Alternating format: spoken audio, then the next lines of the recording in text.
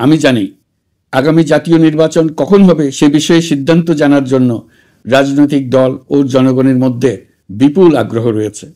আমি বারবার বলেছি এই নির্বাচন ডিসেম্বর থেকে আগামী বছরের জুনের মধ্যে অনুষ্ঠিত হবে। এই সময়ের মধ্যে দেশে নির্বাচন উপযোগী পরিবেশ সৃষ্টির জন্য যা যা করা দরকার সরকার তাই করছে। এখানে মনে রাখা জরুরি, বাংলাদেশ স্বাধীনতার পর থেকে যতবার গভীর সংকটে নিমজ্জিত হয়েছে তার সবগুলোরই প্রধান কারণ ছিল ত্রুটিপূর্ণ নির্বাচন। ত্রুটিপূর্ণ নির্বাচন প্রক্রিয়ায় বারবার ক্ষমতা কক্ষিগত করার মধ্য দিয়ে একটি রাজনৈতিক দল বর্বর ফ্যাসিস্টে পরিণত হয়েছিল। এই ধরনের নির্বাচন যারা আয়োজন করে তারা জাতির কাছে অপরাধী হিসেবে চিহ্নিত হয়ে যায়। এমন নির্বাচনের মধ্য দিয়ে যে দল ক্ষমতায় আসে তারাও জনগণের কাছে ঘৃণিত হয়ে থাকে। এই সরকারের একটি বড় দায়িত্ব হলো একটি পরিচ্ছন্ন, উৎসবমুখর, শান্তিপূর্ণ, বিপুলভাবে অংশগ্রহণের পরিবেশে একটি নির্বাচন অনুষ্ঠান করা, এমন একটি নির্বাচন আয়োজন করা যাতে করে দেশ ভবিষ্যতে নতুন সংকটে না পড়ে। এই জন্য সবচেয়ে বেশি গুরুত্বপূর্ণ হলো প্রাতিষ্ঠানিক সংস্কার। যেই প্রতিষ্ঠানগুলো নির্বাচনের সঙ্গে সরাসরি জড়িত সেগুলোতে যদি সুশাসন নিশ্চিত করা না যায় তাহলে ছাত্র জনতার সকল আত্মত্যাগ বিফলে যাবে। সংস্কার, বিচার, নির্বাচন এই তিনটি ম্যান্ডেটের ভিত্তিতে আমরা দায়িত্ব গ্রহণ করেছিলাম। সেই বিবেচনায় আগামী রোজার ঈদের মধ্যে সংস্কার ও বিচারের বিষয়ে আমরা একটি গ্রহণযোগ্য জায়গায় পৌঁছতে পারব বলে বিশ্বাস করি। বিশেষ করে মানবতা বিরোধী অপরাধের বিচার, যা কিনা জুলাই গণ অভ্যুত্থানের শহীদদের প্রতি আমাদের সম্মিলিত দায়, সেই বিষয়ে আমরা দৃশ্যমান অগ্রগতি দেখতে পারব। এতে আমাদের উপর আপনাদের অর্পিত ম্যান্ডেট ন্যূনতম হলেও বাস্তবায়ন করে যেতে পারব।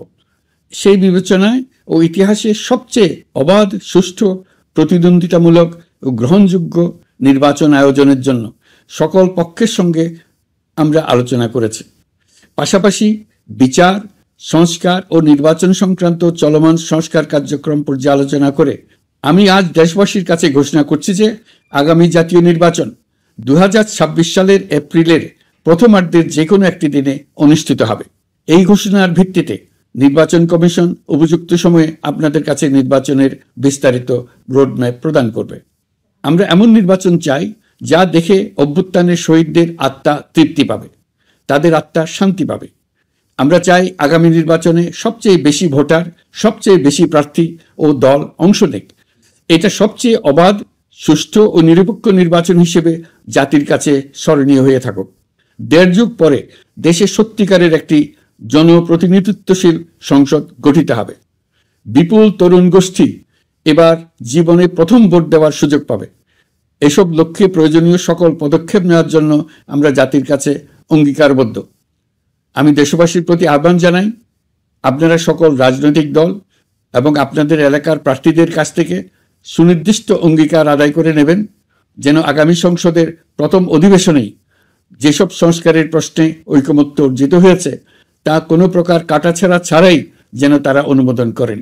আপনারা ওয়াদা আদায় করে নেবেন যে তারা বাংলাদেশের স্বাধীনতা, সার্বভৌমত্ব, আঞ্চলিক অখণ্ডতা এবং জাতীয় মর্যাদার প্রশ্নে কখনো কোনো প্রকার আপোষ করবেন না এবং দেশের বাইরের কোনো শক্তির কাছে দেশের স্বার্থ বিকিয়ে দেবেন না। আপনারা তাদের কাছে সুনির্দিষ্ট প্রতিশ্রুতি আদায় করে নেবেন এই মর্মে যে তারা কখনোই কোনো অবস্থাতেই আপনাদের গণতান্ত্রিক অধিকার ও মানবিক মর্যাদার ক্ষুণ্ণ করবেন না।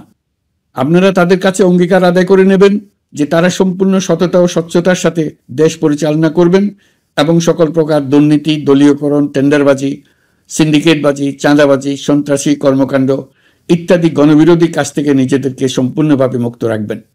আমি আপনাদের আবারও স্মরণ করিয়ে দিতে চাই যে এবারের নির্বাচন শুধু শান্তিপূর্ণ নির্বাচন করার বিষয় নয়, এটা ছাত্র জনতার অভ্যুত্থানের আকাঙ্ক্ষা নতুন বাংলাদেশ গড়ার নির্বাচন। এই নির্বাচনে পরিচিত দলগুলিই থাকবে, তাদের পরিচিত মার্কাগুলিই থাকবে, কিন্তু ভোটারকে বের করে আনতে হবে যে এই মার্কার পেছনে আপনার কাছে ভোট প্রার্থীরা কে কতটুকু নতুন বাংলাদেশ গড়ার জন্য প্রস্তুত, কে কতটা প্রতিজ্ঞাবদ্ধ। আমরা যারা এই নির্বাচনে ভোটার হব তারা অত্যন্ত সৌভাগ্যবান এবং সৌভাগ্যবতী। আমরা একটা অনন্য ঐতিহাসিক ভূমিকা পালনের সুযোগ ও দায়িত্ব পাচ্ছি। আমরা জাতির নতুন যাত্রাপথ তৈরি করে দেওয়ার দায়িত্ব পাচ্ছি।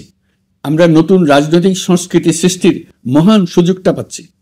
আমাদের সুচিন্তিত ভোটের মাধ্যমে নতুন বাংলাদেশ নির্মিত হবে। শহীদদের রক্তদান সার্থক হবে। আশা করি বিষয়টা নিয়ে চিন্তা ভাবনা করেই সবাই ভোট কেন্দ্রে যাব এবং দৃঢ়প্রত্যয়ে ভোট দেব। এখন থেকে ভাবনা চিন্তা শুরু করুন, আলোচনা শুরু করুন। এখন থেকে আপনাদের ভোটের গুরুত্বটা বুঝে নিন। আপনার এবারের ভোটের গুরুত্ব ঐতিহাসিক মানদণ্ডে দেখা হবে। প্রিয় দেশবাসী, আমাদের সবসময় মনে রাখতে হবে, পতিত ফ্যাসিবাদ ও তার দেশি বিদেশি দোসররা নতুন বাংলাদেশ গড়ার সম্মিলিত প্রচেষ্টাকে পদে পদে বাধাগ্রস্ত করার চেষ্টা চালিয়ে যাচ্ছে। তারা নানামুখী অপপ্রচারে লিপ্ত। তারা সবসময় চাইবে জুলাই অভ্যুত্থানের মাধ্যমে তৈরি হওয়া জাতীয় ঐক্যের শক্তিকে পরাভূত করতে, গণতান্ত্রিক আকাঙ্ক্ষা বাস্তবায়নের প্রচেষ্টাকে লাইনচ্যুত করতে এবং বাংলাদেশকে পুনরায় করায়ত্ত করতে। আমি আগেও বলেছি, আজ আবারও বলছি, আমরা একটা যুদ্ধ অবস্থায় আছি। এখন আমাদের একতাবদ্ধ থাকতে হবে যে কোনো মূল্যে। পরাজিত শক্তি এবং তাদের সহযোগীরা ওত পেতে বসে আছে আমাদের ছোবল মারার জন্য, আমাদের অগ্রযাত্রাকে রুখে দেওয়ার জন্য। আমরা তাদের কিছুতেই এই সুযোগ দেব না। আসুন আমরা আমাদের সম্মিলিত প্রচেষ্টায় প্রিয় মাতৃভূমির স্বাধীনতা, সার্বভৌমত্ব, আঞ্চলিক অখণ্ডতা ও জাতীয় মর্যাদার বিরুদ্ধে যে কোনো আঘাত প্রতিহত করার উদ্দেশ্যে প্রতিরোধের ঐক্যবদ্ধ সুদৃঢ় প্রাচীর গড়ে তুলি। প্রিয় দেশবাসী, সবাইকে আবার ঈদের শুভেচ্ছা ও সালাম জানাচ্ছি। মহান আল্লাহ আমাদের সহায় হন।